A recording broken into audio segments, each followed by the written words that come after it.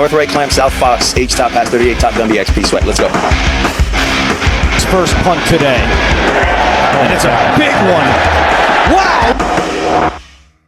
Salut à tous et bienvenue chez le Punter. Alors on vient d'atteindre ce week-end l'équateur de la saison 2025. C'est donc l'heure de tirer les premiers bilans. Ce mardi 4 novembre, c'était la limite des échanges et certaines équipes cherchent à se renforcer, soit pour couvrir des absences de longue date sur blessure, soit pour être encore plus compétitifs pour la deuxième partie de saison et donc ensuite les playoffs. Pour d'autres franchises qui n'ont déjà presque plus rien à jouer, c'est l'occasion de récupérer des choix en fait pour la prochaine draft et de faire de la place sur la marge salariale.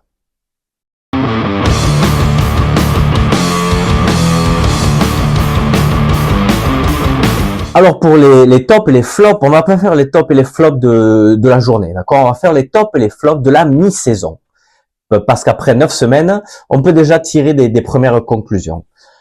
Un des tops, une des quand même surprises, enfin pas vraiment, mais vous allez comprendre pourquoi. Un de mes tops de cette première partie de saison, ce sont les 49ers. Une équipe aux 1000 vies.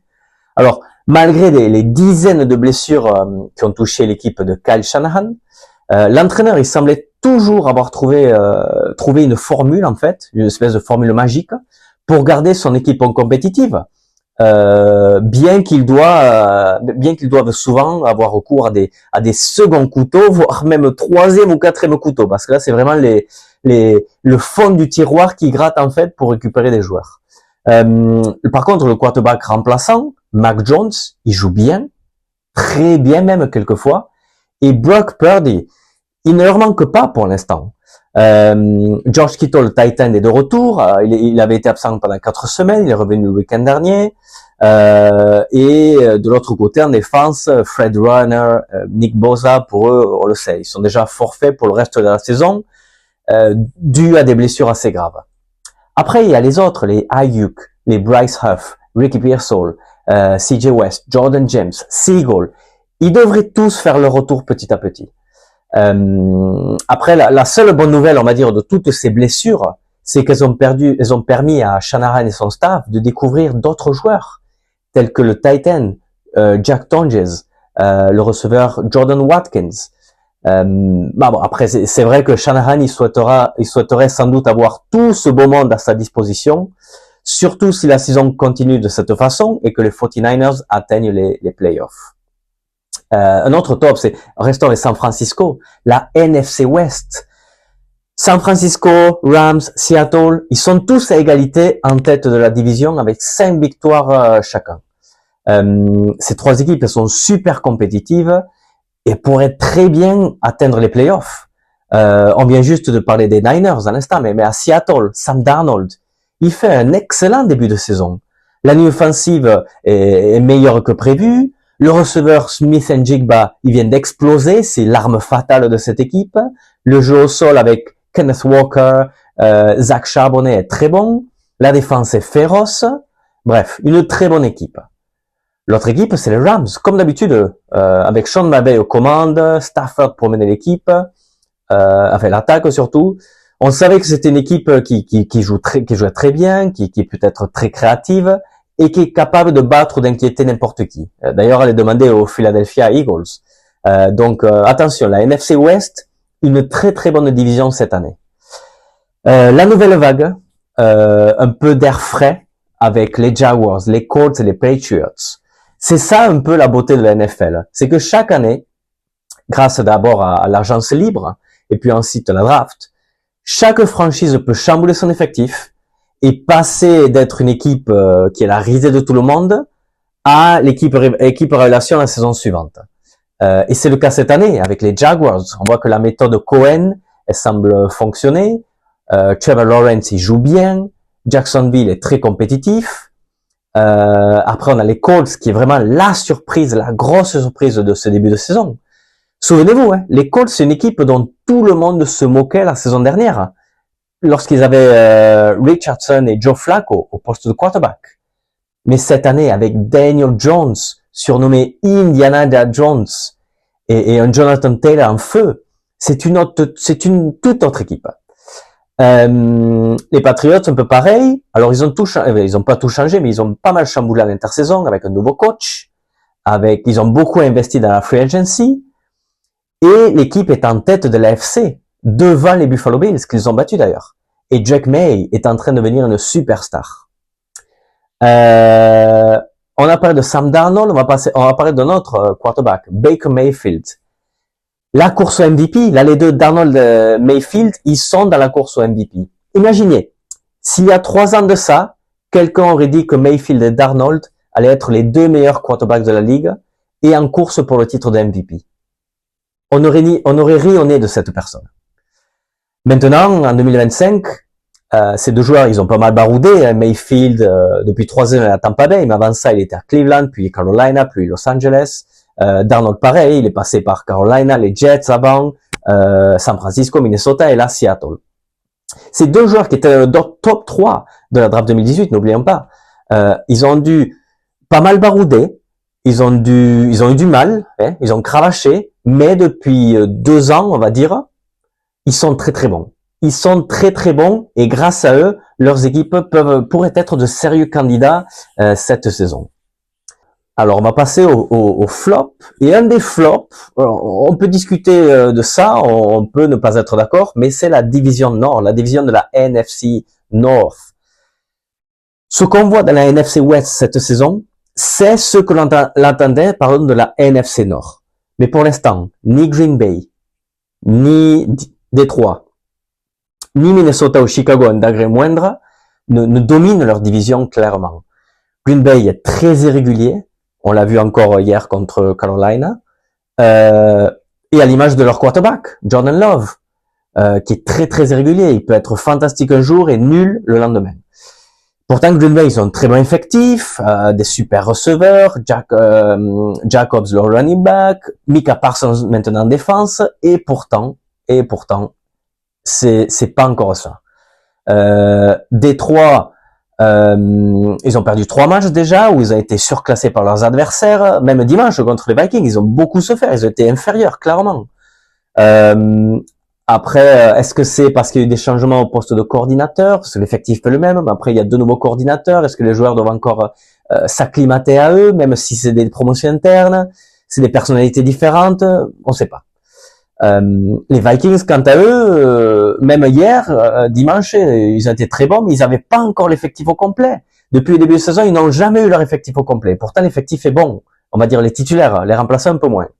Et dimanche, c'était seulement le 3e match de JJ McCarthy qui a manqué 5 matchs. Donc forcément, c'est difficile de jauger encore les Vikings. Après, JJ McCarthy, s'il continue comme ça, attention. Est-ce que ce match ne serait pas le déclic pour les Vikings? Alors que pour Chicago, bon, c'est encore en dents de scie, c'est le début de l'ère Ben Johnson. Est-ce que Caleb Williams est vraiment le quarterback qu'il leur faut? C'est difficile à dire. En tout cas, si on se base sur ses performances actuelles, non.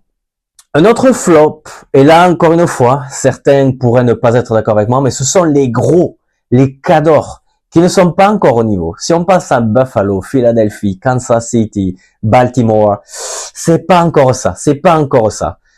Buffalo et Philadelphie, bon, ils ont gagné ce week-end, mais ils ont déjà perdu 2 matchs depuis le début de saison. Et ils ont laissé pas mal de doutes.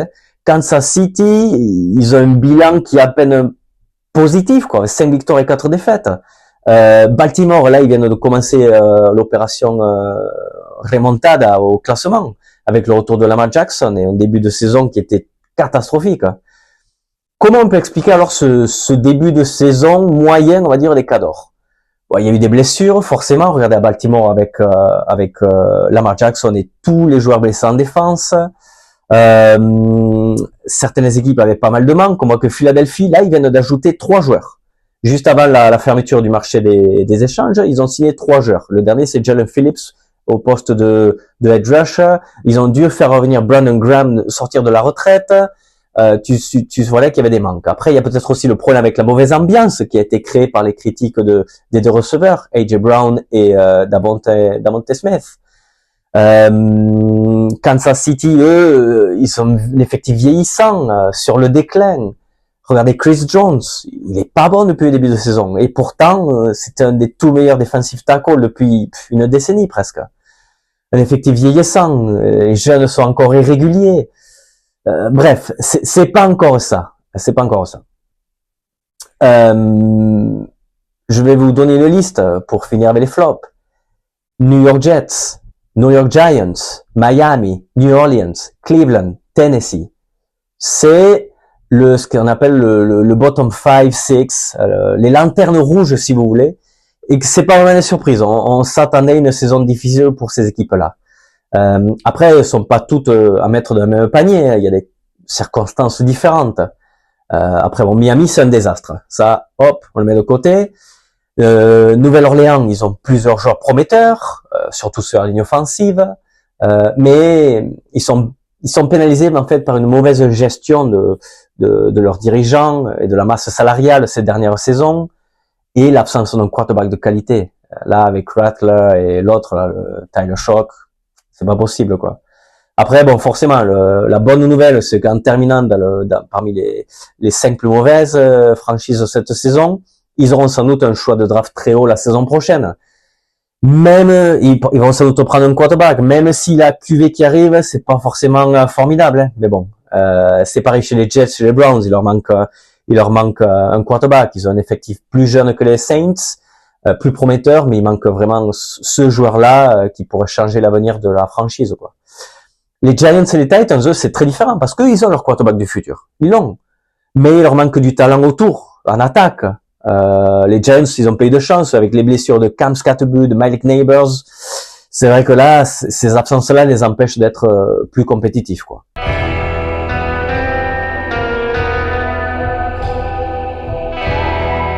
L'affiche de la semaine, c'est le classique, c'est devenu un classique de la NFL. L'affrontement entre deux des tout meilleurs quarterbacks depuis plusieurs saisons. Josh Allen d'un côté, Pat Mahomes de l'autre. Et comme d'habitude depuis plusieurs saisons, en saison régulière, ce sont les Bills qui ont pris le dessus. C'est leur 5e victoire en 6 matchs depuis le début de Josh Allen à NFL en saison régulière. Parce qu'il y a un hic pour les Bills, c'est que lorsqu'ils affrontent les Kansas City Chiefs en playoff, c'est 4 défaites en 4 matchs. Bref, ce dimanche, vu que c'était une rencontre de saison régulière, la coutume a été respectée et Buffalo a battu Kansas City. Est-ce que c'était grâce à Josh Allen?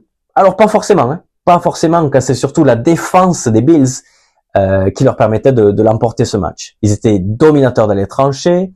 L'unité défensive a fait passer une sale soirée à Pat Mahomes, hein, qui ne complétait même pas 50% de ses passes. Il se faisait intercepter une fois et il faisait saquer 3 fois aussi, sans compter les nombreuses pressions dont il était victime, quoi. Josh Allen, lui, après, il a fait son match quand même, hein. Il n'a pas été mauvais, loin de là, hein. Il a gratté plusieurs yards au sol, il a fait des superbes passes, il a marqué un touchdown sur un QB sneak, et il trouvait ses cibles, et notamment, de manière assez surprenante, il ciblait beaucoup ses tight ends, surtout dans les moments les plus critiques, que ce soit surtout Dalton Kincaid, le numéro 1, et après les remplaçants. Knox, c'est le 3e, je me souviens plus du nom. Mais voilà, il ciblait beaucoup ces joueurs-là, parce qu'ils sont physiques, et surtout dans l'axe. Peut-être il était un peu inquiet c'est vrai que les cornerbacks de Kansas City, c'est les meilleurs. Donc, il ciblait surtout l'axe du terrain. Côté Chiefs, alors la saison dernière, quand l'attaque des Chiefs est balbutiée, Andy Reid, il pouvait compter sur la défense, qui est dirigée toujours par le sorcier Steve Spagnuolo. Là, cette année, ce n'est plus forcément le cas. L'unité défensive, elle souffre. On a parlé avant à l'image de Chris Jones. Et là, contre les Bills, ils n'arrivaient pas à les stopper sur 3e down, ni dans la red zone. Regardez la stat. Les Bills, ils convertissaient 60% de leur 3e down, ce qui est énorme à NFL. Et l'autre stat qui est énorme, c'est 100% de réussite dans la red zone. Ça veut dire que les 3 voyages qu'ils ont fait dans la red zone, c'est 3 touchdowns. Donc là, c'est des chiffres inquiétants pour les Chiefs. Surtout que le score est plus serré que la physionomie du match, hein. C'est un peu trompeur ce score. Les Buffalo étaient bien supérieurs sur le terrain, hein. Après, Andy Reid et son staff, à mon avis, ils vont trouver des solutions. Enfin, ils doivent trouver des solutions, car le bilan actuel de 5 victoires en 9 matchs, c'est très loin des aspirations d'une franchise du standing de Kansas City.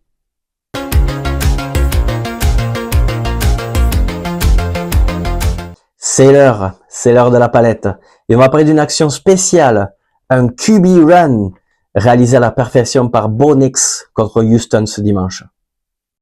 On va parler donc d'une très belle course de Bo Nix en fin de match contre les Houston Texans ce dimanche. Analysons de suite la vidéo. Alors sur la vidéo, on voit Bo Nix, il recule là et là, voilà, il va en fait avoir un boulevard devant lui et va gagner plus de 20 yards facilement. Alors qu'est-ce qui s'est passé? Regardons déjà, comme d'habitude, on va dire l'alignement, la formation. C'est une formation en 11. Donc on a un coureur qui est à côté de Bo Nix. On a un tight end en fait qui est à côté de la ligne offensive. On a 3 receveurs, un en haut de notre écran et 2 en bas. Donc voilà, donc en 11. Et chaque joueur en fait, comme d'habitude, ils vont avoir on va dire une mission particulière. Comme d'habitude, le travail de la ligne offensive est énorme. Vous voyez ce qu'ils font? Vous avez vu? En fait, ils vont, on va dire, on a l'impression qu'ils vont glisser en fait sur leur gauche. Si on regarde encore la vidéo, vous voyez comment? Voilà. Ils vont glisser sur la gauche, 4 d'entre eux vont glisser sur la gauche et en fait ils vont attirer les défenseurs de Houston sur ce côté-là. En même temps, le tacle droit, lui, il va bloquer un autre défenseur de Houston. Le tight end aussi, si on regarde sur la vidéo, on voit le tight end, en fait, il va bloquer lui aussi. Alors, après, si on met pause là, on voit qu'en fait, il y a un boulevard, il y a un vrai boulevard qui s'est créé pour Bo Nix.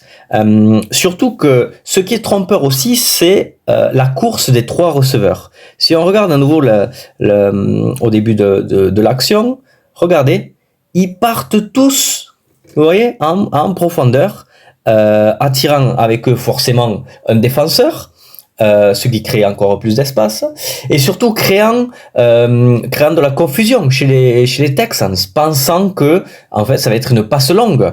Et c'est là que l'appel de jeu est réalisé. Bon, déjà c'est un très bon appel de jeu qui est très bien dessiné, et après il est réalisé très très bien aussi. Si on regarde à nouveau la vidéo sous 2 angles différents, donc regardez là, Bo Nix, il recule, hop, et là il voit l'espace et il y va, parce que là c'est pas un scramble, hein. On voit très bien que c'est une action qui a été dessinée.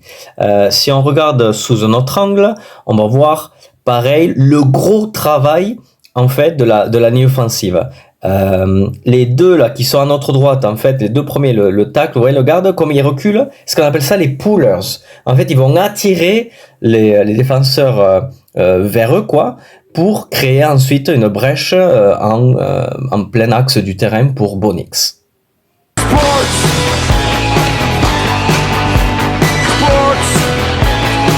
Passons aux pronos. Alors j'ai mes notes devant moi pour les pronos de cette semaine. Déjà, bon, un bon week-end, hein.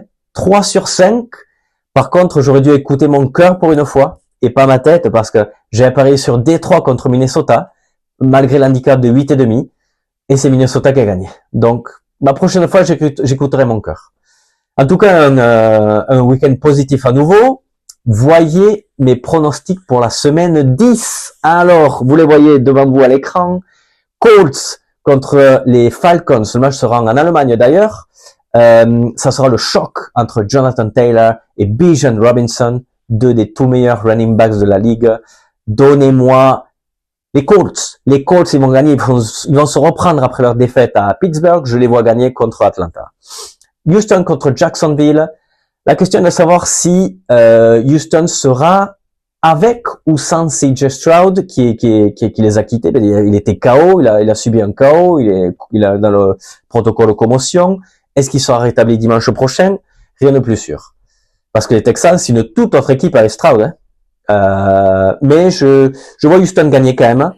C'est quand ils sont dos au mur que c'est les meilleurs. Donc je vois Houston battre Jacksonville. Vikings contre Ravens. Cette fois-ci, je vais écouter mon cœur. Je parie sur les Vikings. McCarthy va-t-il confirmer contre le Ravens son super match contre Détroit? Nous verrons bien. Ou est-ce que Lamar et Baltimore vont-ils continuer leur remontada? Peut-être, mais là je les vois pas. Là je vois les Vikings surfer sur leur victoire à Détroit et battre Baltimore. Jets contre les Browns, duel de bas de tableau, face à face entre deux équipes qui souffrent, surtout en attaque, sans, on va dire, quarterback de grande qualité. Je vois les Jets gagner. Ils ont gagné leur dernier match, ils ont été pas mal en attaque, ils ont des armes un peu partout, surtout en défense. Est-ce que Justin Fields va confirmer son très bon match il y a 2 semaines? Nous verrons bien, mais je vois les Jets gagner. Et enfin, un superbe match très intéressant entre Tampa Bay et New England. C'est un peu, on va dire, un match de génération. Mayfield, qui est trentenaire à peine, contre Drake May, le sophomore, le 2e année. Un affrontement qui promet. Tampa Bay va récupérer quelques blessés. Ils jouent à domicile. Les Pats ont eu très très chaud contre Atlanta ce week-end. Je vois les Bucks gagner. Mayfield MVP. Voilà. Donnez-moi les Bucks.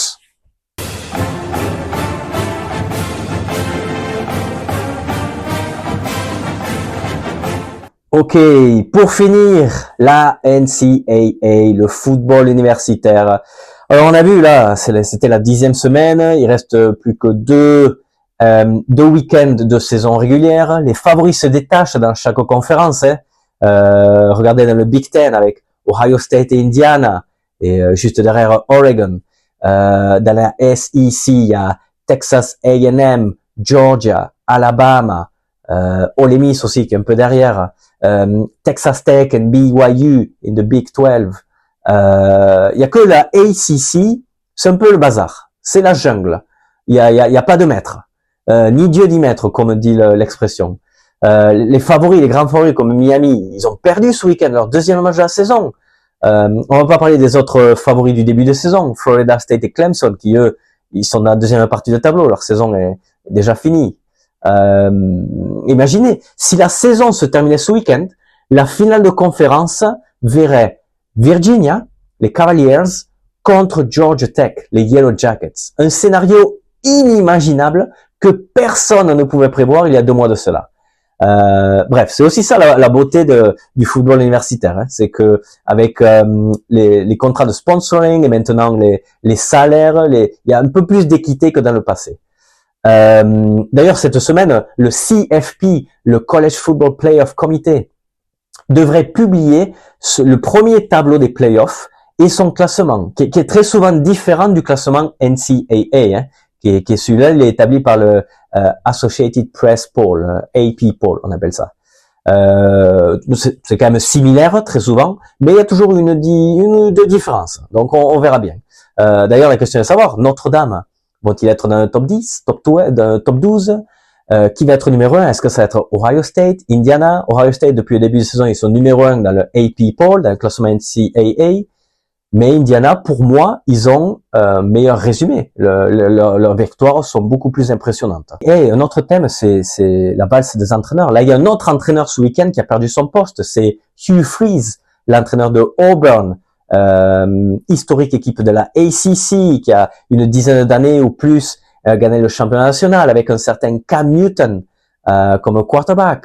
Là, c'est le 4e entraîneur de cette conférence de la SEC à être limogé après Pittman, Napier et Kelly. Imaginez, la conférence SEC, c'est 16 équipes. Ça veut dire qu'en fait, un quart de ces équipes ont déjà viré leur entraîneur.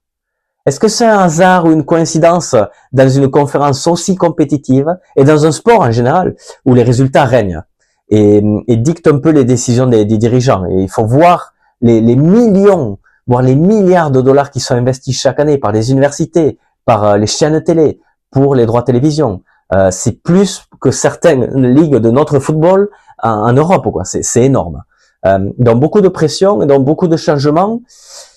Et ça va être un peu le jeu, on va dire, des chaises musicales, parce que outre ces équipes-là de SEC, il y a d'autres programmes prestigieux qui ont viré l'entraîneur. Penn State, UCLA, Virginia Tech, Oklahoma State. Elles se sont tous séparés de leur entraîneur et sont déjà à la recherche de leur prochain technicien. Donc la concurrence est rude. Et pas sûr que des équipes historiques comme Penn State, UCLA, un degré moindre. Mais ces équipes, c'est pas sûr. Il y a tellement de concurrence que il se pourrait qu'ils n'arrivent pas à recruter leur choix numéro 1 pour leur banc de touche. Sachant que pour n'importe quel entraîneur sur le marché, ou qui est dans une université un peu moindre, il y a beaucoup de bancs de touche, beaucoup d'opportunités alléchantes. Et d'ailleurs, on a vu des universités, on va dire, se protéger, défendre leurs biens. La semaine dernière, Nebraska qui prolongeait Matt Rhule, SMU qui prolongeait Rhett Lashley. Donc ces deux-là déjà, ils sont pas dans la course, ils vont rester dans l'université. Mais attention, il y en a d'autres. Hein. Il y a plusieurs noms qui sont régulièrement cités. Alors je vais donner les listes. John Summerall, l'entraîneur de Tulane, une petite université en Louisiane. Brent Key de Georgia Tech. Kenny Dillingham de Arizona State. Après, ces deux derniers, ils ont un profil similaire parce qu'en fait, ils sont entraîneurs de l'équipe de leur université, ce qu'ils appellent en anglais alma mater, c'est-à-dire l'université où ils allaient, où ils ont étudié en fait, où ils ont joué aussi. Est-ce qu'ils sont intéressés par un nouveau défi de quitter leur université, on va dire quitter leur cocon? Je sais pas. Après, il y en a d'autres. Hein. On va dire les deux noms les plus ronflants, c'est Laia Drinkwitz, l'entraîneur de Missouri, et Lane Kiffin, l'entraîneur de Ole Miss. Alors, ils sont en tête des maisons de Paris pour le poste à LSU et Florida.